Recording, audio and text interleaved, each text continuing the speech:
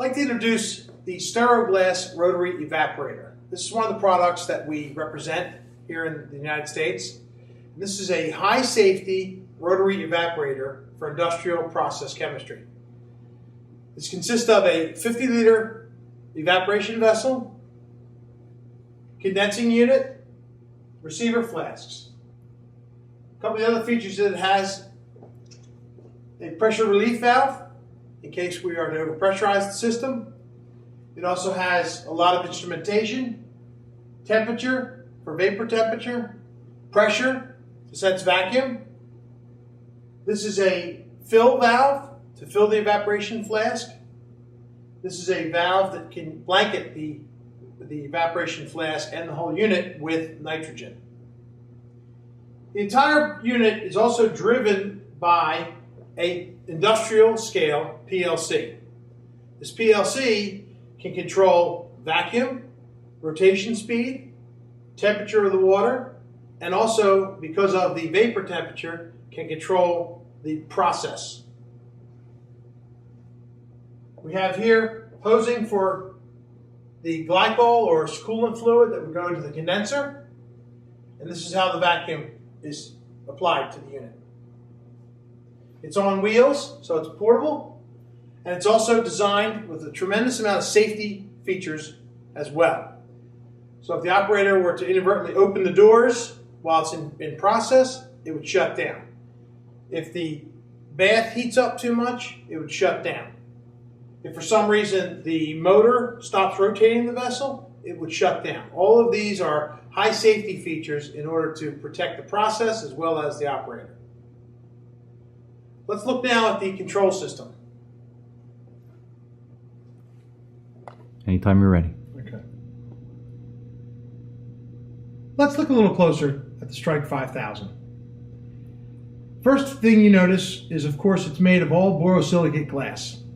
All wetted parts are either borosilicate or Teflon, so it's completely corrosion resistant and offers high purity. One of the main components of the condensing system is this high efficiency, high heat transfer area coil condensing unit. The coil condenser takes the vapors, condenses them to a liquid, and then it is sent onward via gravity to the receiver vessels. Here you see the vacuum is applied. At this point, once we go into the receivers, we can control the receivers individually with these valves. So as one fills up, we can take it offline and we can drain it. The caps of the receiving vessels also have a valve as well as a secondary port which is capped off. Underneath the receiving vessels, we have drain valves. So all along, these can be metered because everything is graduated. Down below, we see the utilities behind the utility panel, which we'll show you in a moment. But what you're looking at here are the explosion-proof solenoid valve and the inlet and outlet hoses, which are insulated, that allow the coolant media, either glycol or some other form of cooling fluid, into the heat exchanger or coil condenser. Let's look at the utility panel. Here you see the utility panel. This utility panel can come as standard with hose barb connections or ANSI flange connections, as you see here.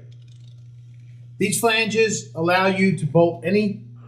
By pushing F4, we raise the heating bath, which is obviously raised hydraulically, and now we're applying heat to the vessel. So obviously we are offering now a gentle method of heating with vacuum applied. We reduce the boiling temperature and allow the solvents to start evaporating off. We can also move the vessel down wherever we like it, stop it along the way. And there's another way to control how much heat we're putting into the evaporation vessel.